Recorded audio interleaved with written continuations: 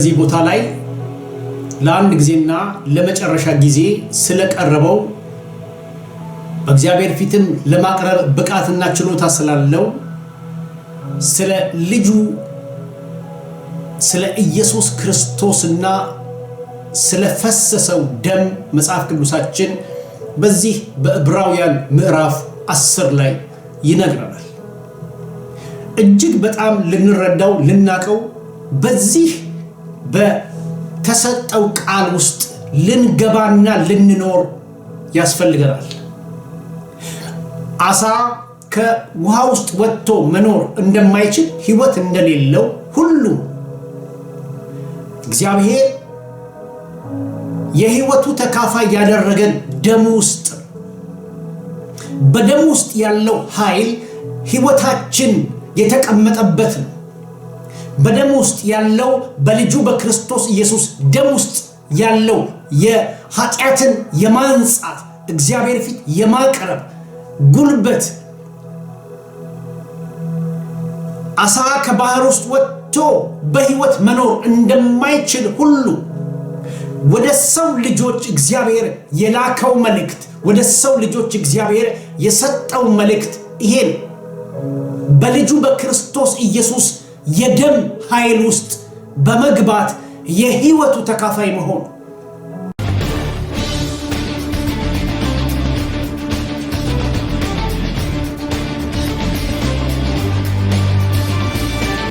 ሕይወቱ ያለው በደም ውስጥ ነውና ኢየሱስ ሕይወቱን ነው የሰጠን። ስለዚህ በብሉይ ኪዳን የነበሩ ሰዎች ደም በማፍሰስ በደም ውስጥ ያለው ሕይወት ለኃጢአት የማስተሰረይ አቅም እንደነበረው ሕጉ ስለሚያዝ ያም ደግሞ ለአንድ ዓመት ብቻ ለተወሰነ ጊዜ ዘላለማዊ ያልሆነ መንጻት ዘላለማዊ ያልሆነ የኃጢአት ስርየት የመስጠት አቅም ስለነበረው በሚያቀርቡትና በሚቀርቡት ላይ የሚያሳስብ ብቻ ሆኖ ነገር ግን ለተወሰነ ጊዜ ነፃ ያወጣ እንደነበረ ሁሉ በዚህ በ10ኛው ምዕራፍ መጽሐፍ ቅዱሳችን የሚነግረው በክርስቶስ ኢየሱስ ደም ውስጥ ገብቶ በመኖር የሚገኘውን እግዚአብሔራዊ ሕይወት ክርስቶሳዊ ሕይወት የክርስቶስ ሕይወት ተካፋይ መሆን እንደሚቻል የሚያስተምረን ክፍል። ክብር ለኢየሱስ ይሁን። ስለዚህ የዕብራውያን ጸሐፊ የሚነግረን ለአንድ ጊዜና ለመጨረሻ ጊዜ የቀረበው የክርስቶስ ኢየሱስ ሥጋ በሥጋው በመስቀል ላይ በመሰቀል በፈሰሰው ደም ለአንድና ለመጨረሻ ጊዜ የተቀበልነውን የኃጢአት ይቅርታ የሚያበስርልን ነው።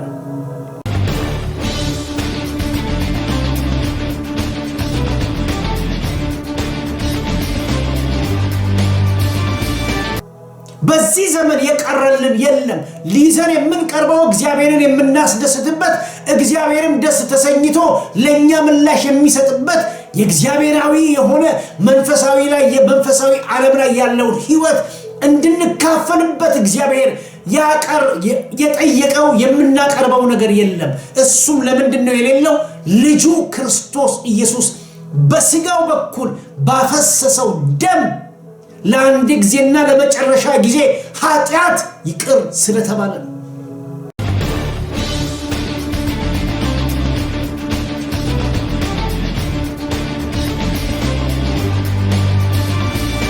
ሥጋውና ደሙ ሕይወት ነው። በሱ ውስጥ መሆን ማንም በክርስቶስ ቢሆን ምን ማለት ነው? ጌታም እጃችንን አንስተን ጌታን አምላኬ ነህ ጌታዬ ነህ ይቅርታ ተቀብያለሁ በዘላለማዊ መዝገብ ላይ ጽፈኸኛል ብለን የምንለው ብቻ አይደለም። ማንም በክርስቶስ ቢሆን መቼ?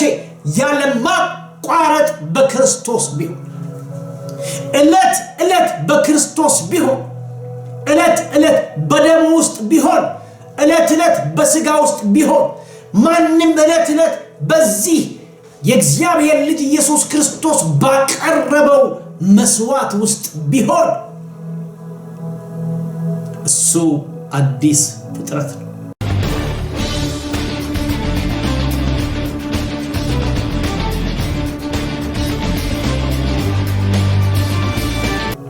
ሕይወት ያለው እሱ ውስጥ ነው። የላሞች የኮርማዎችና የፍየሎች ደም ውስጥ ሕይወት ስላለ ለአንድ ዓመት ብቻ ነፃ ያደርጋል ሰው።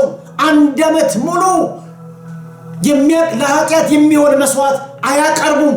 ዓመቱ በመጣ ጊዜ ግን ቀድሞ ያቀረቡት መስዋዕት ያሳስባቸው ነበር። ሕሊናቸው ውስጥ ደግመው እንደሚያመጡ ይነግራቸው ነበር። መባንና መስዋዕትን አልወደድክም፣ ነገር ግን ስጋን አዘጋጀህልኝ። ክብር ለኢየሱስ ይሁን። ሕግ የሚጠይቀውን ስለማንችል ክርስቶስ ኢየሱስ የሕግ ፍጻሜ ሆነ። ለአንድ ጊዜና ለመጨረሻ ጊዜ መስዋዕትን አቀረበ። እኛ ነፃ እንድንሆን፣ አንተ ነፃ እንድትሆን፣ አንቺ ነፃ እንድትሆኝ ለኃጢአት የሚሆን መስዋዕት ሰው አያቀርብም። ለመጽደቅ የሚቀርብ መስዋዕት የለም። ለመንጻት የሚቀርብ መስዋዕት የለም። የሚያቀርብም የለም። እውነቱ ይሄ ነው። የሚቀርብም መስዋዕት የለም፣ የሚያቀርብም የለም። ይሄንን ብታረግ ትነጻለህ የሚል ትምህርት አስተምሮ የለም።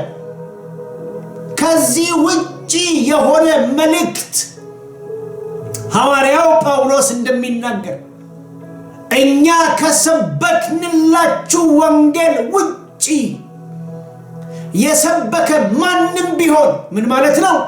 በምድር ላይ ሰው ቢሆን፣ በእግዚአብሔር አምሳል የተፈጠረ ሰው ቢሆን ወይንም መልአክ ቢሆን በአምላክ ፊት አምልኮ የሚያስገቡ እግዚአብሔርን የሚያመልኩ ሌት ተቀን ቅዱስ ቅዱስ እያሉ የሚያመልኩ መላእክቶች ቢሆኑ የተረገመ ይሁን ይላል። የተረገመ ይሁን።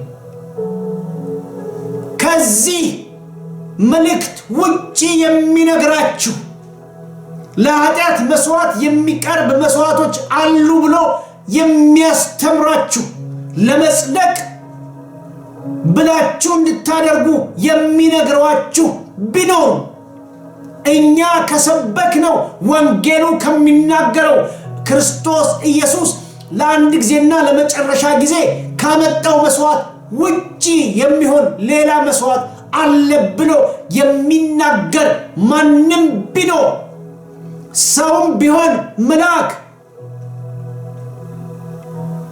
አትቀበሉት፣ የተረገመ ይሁን።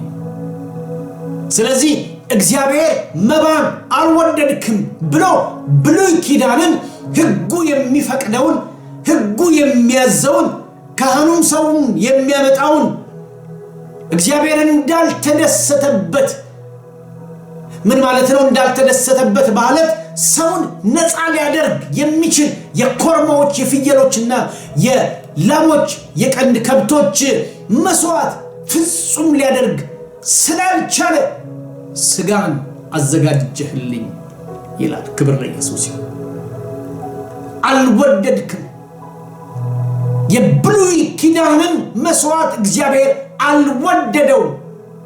የተሰዉትን መስዋዕቶች ሁሉ በጣም የሚገርም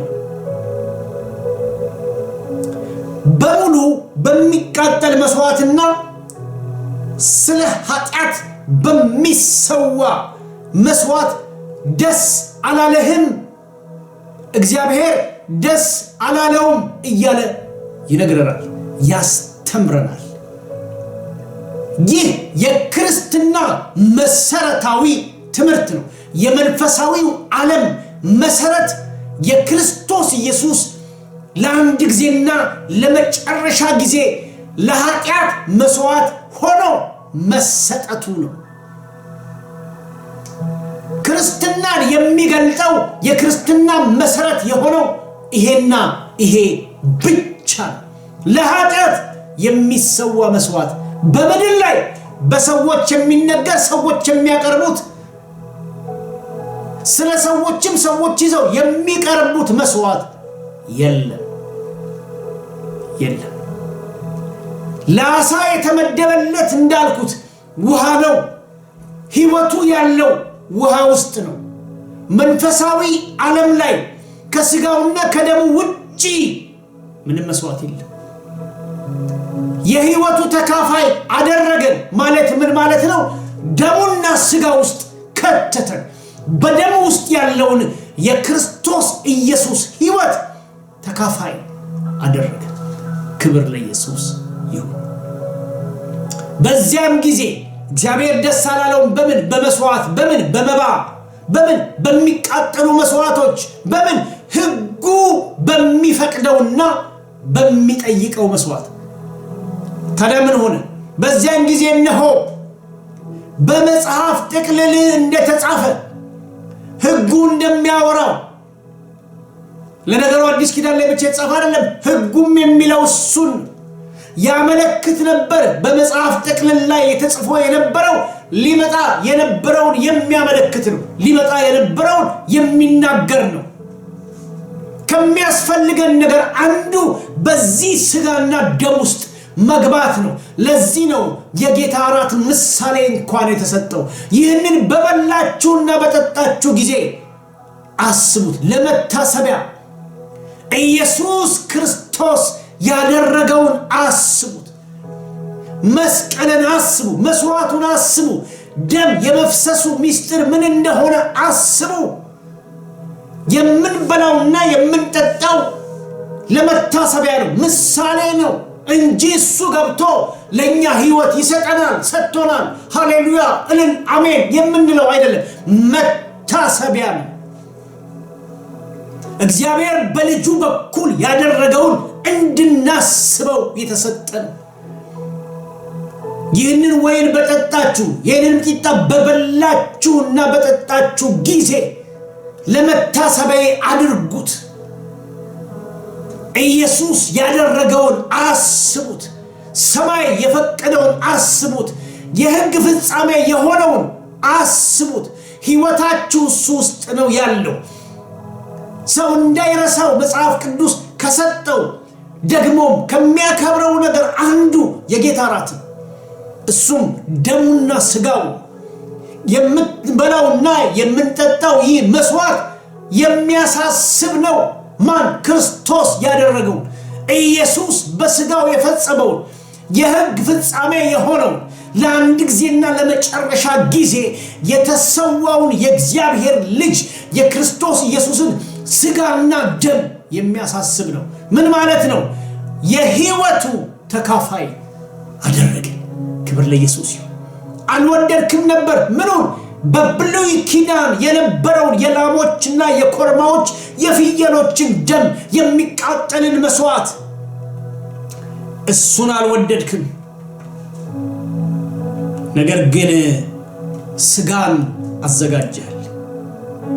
ስለዚህ በመጽሐፍ ጥቅልል እንደሚል በመጽሐፍ ጥቅልል ስለ እኔ እንደተጻፈ መጽሐፍት ሁሉ ስለ ኢየሱስ ይናገራሉ። መስዋዕቶች ሁሉ በብሉይ ኪዳን የነበሩ መስዋዕቶች እውነተኛ ሳይሆኑ ጥላ የነገር ጥላ ናቸውና በብሉይ ኪዳን ቢሆን በአዲስ ኪዳን መጽሐፍ ስለሱ ይናገራሉ። ክብር ለኢየሱስ ይሁን። ስለዚህ እዛ ቦታ ላይ የሚደረገው ሕጉ የሚጠይቀው መስዋዕት የሚናገር ነበር። በመጽሐፍ ጥቅልል እንዲህ ተብሎ ተጽፎ ነበር። አምላኬ ሆይ ፈቃድህን ላደርግ መጥቻለሁ አልኩ ይላል ኢየሱስ። ፍቃድ እያለው ፍቃዱን ያደረገ አይደለም። ፍቃድ አለው። መስቀል ላይ ሆኖ ጌታ ሆይ ብትፈቅድ፣ አባቴ ሆይ ብትፈቅድ ይሄ ጽዋ ከኔ ይለፍ፣ ይቺ ጽዋ ከኔ ትለፍ፣ ነገር ግን እንደኔ ፈቃድ አይሁን፣ አንተ እንደፈቀድከው። ምን? በመጽሐፍ ጥቅልል እንደተጻፈ መጽሐፉ እንደሚለው ይሁን።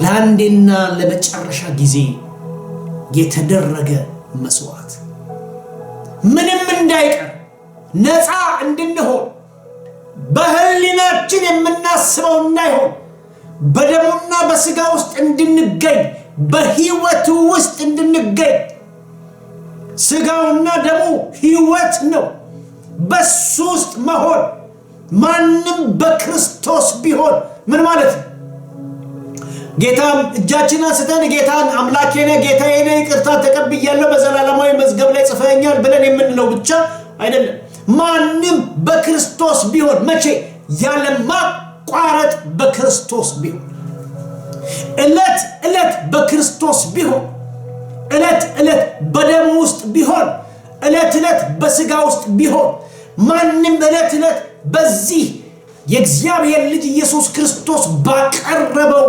መስዋዕት ውስጥ ቢሆን እሱ አዲስ ፍጥረት ነው ስለዚህ አዲስ ፍጥረት ከሚያደርገን ካደረገን ነገር አንዱ የእግዚአብሔር ልጅ ክርስቶስ ኢየሱስ ለአንድ ጊዜና ለመጨረሻ ጊዜ እንደ ዕብራውያን ምዕራፍ 10 ገለጻ በቀረበ መስዋዕት ነው የእግዚአብሔር ስም የተባረከ ይሁን ማንም በክርስቶስ ቢሆን አዲስ ፍጥረት ነው አዲስ ፍጥረት ከሚያደርገን ካደረገን ነገር አንዱ መንፈሳዊ ስርዓቶቻችን ሳይሆኑ በመንፈሳዊ ቤት ውስጥና በመንፈሳዊ ዓለም ላይ የምንፈጽማቸው የትኛው መንፈሳዊ የሆኑ ነገሮች ሳይሆኑ ከኛ ወጥቶ ወደ እግዚአብሔር የሚሄድ ነገር ሳይሆን አዲስ ሰው ካደረገን ከሚያደርገን ነገር አንዱ የእግዚአብሔር ልጅ ክርስቶስ ኢየሱስ ያቀረበው መስዋዕት ነው የከፈለው ዋጋ ነው ያፈሰሰው ደም ነው ያቀረበው ስጋ ነው በዚህም ላይ ምዕራፍ 10 ቁጥር 8 ላይ መስዋዕትንና መባን በሙሉ የሚቃጠል መስዋዕትንም ስለ ኃጢአትንም የሚሰዋ መስዋዕትን አልወደድክም በእርሱም ደስ አላለህም ብሎ እንደዚህ እንደ ሕግ የሚቀርቡት ናቸው ይቀርቡ የነበሩ ነገሮች ሕጉ የሚጠይቃቸው ናቸው ሕግ ያስገደደው ነው ለተደረገ ኃጢአት ለተደረገ እግዚአብሔርን መበደል ከእግዚአብሔር መራቅ በእግዚአብሔር ፊት ንጹህ አለመሆን ሕጉ የጻፈው ሕጉ የጠየቀውን ነገር የማድረግ ስርዓት ብቻ ለዚህ ነው ኢየሱስ ሕግን ልፈጽም ነው የመጣሁት ያለው ሕግ በማንም አልተፈጸመም እየተፈጸመ አይደለም አይፈጸምም ሕግን በመፈጸምና በማድረግ የሚገኝ ጽድቅ መጽሐፍ ቅዱስ እንዳለ አይነግረንም በብሉይ ኪዳን የነበሩ ሕግን የሚያቀርቡና የሚያስቀርቡ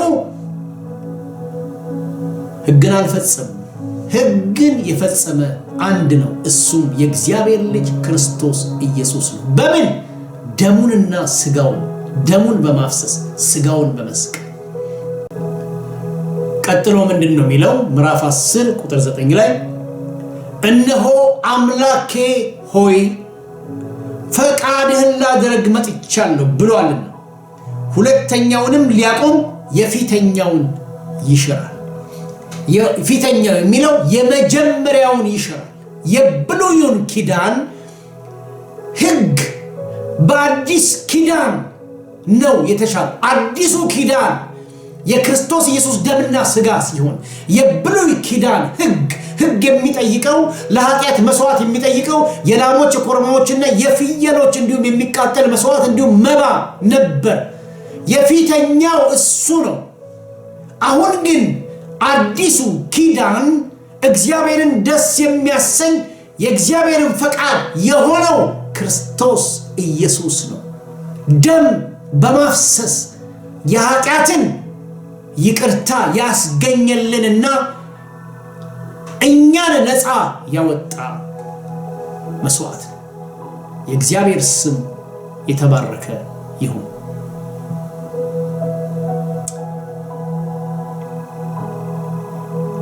እነሆ አምላኬው ፈቃድህን ላደርግ መጥቻለሁ ብሎ ሁለተኛውን ሊያቆም የፊተኛው ይሽራል በዚያም ፈቃድ ኢየሱስ ክርስቶስን ሥጋ አንድ ጊዜ ፈጽሞ በማቅረብ ተቀድሰናል። መቀደስን ያገኘነው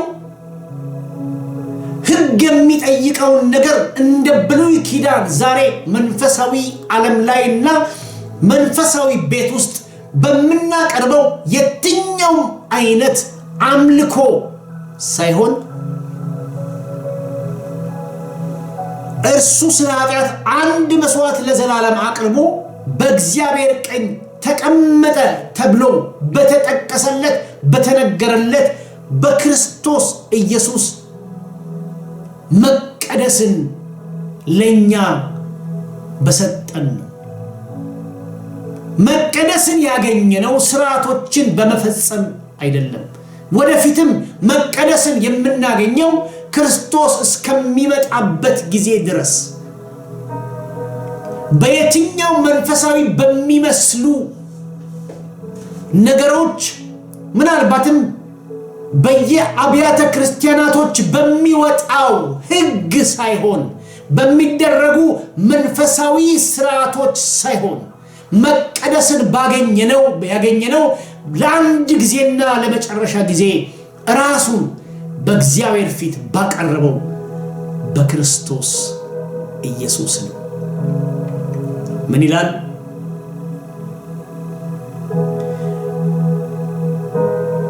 በዚህም ፈቃድ የእግዚአብሔር ልጅ ኢየሱስ ክርስቶስ የእግዚአብሔርን ፈቃድ በመፈጸሙ የኢየሱስን ክርስቶስ ሥጋ አንድ ጊዜ ፈጽሞ በማቅረብ ተቀድሰናል። ቅድስና ያለው ቅድስናችን የተቀመጠው እግዚአብሔር ባቀረበው በልጁ በክርስቶስ ኢየሱስ ሥጋ መቀደስን የተቀበልነው እግዚአብሔር የቀደሰን አንድ ጊዜ የሚያቀርቡት እነሱን ሊቀድሱ እንዳልቻለ እንደ ብሉይ ኪዳን መስዋዕት ሳይሆን ሥጋንና ደምን በማፍሰስ ሥጋን በማቅረብ ደምን በማፍሰስ መቀደስን በልጁ በክርስቶስ ኢየሱስ በኩል ሰጠ። ከዚህ የተነሳ ምንድነው የሚለን? ተቀድሳችኋል፣ ቅዱስ ሆናችኋል፣ የተቀደሳችሁ ናችሁ። መቀደስን ያገኛችሁት በቀረበው ሥጋ በፈሰሰው ደም ነው። የሚያቀርቡት ብሉይ ኪዳን አንድ ጊዜ አቅርበው ሊቀድሳቸው አልቻለም። አሁን ግን እንደ እግዚአብሔር ፈቃድ መጥቶ ራሱን በሰዋው በክርስቶስ ኢየሱስ ተቀድሳችኋል፣ መቀደስን አግኝታችኋል።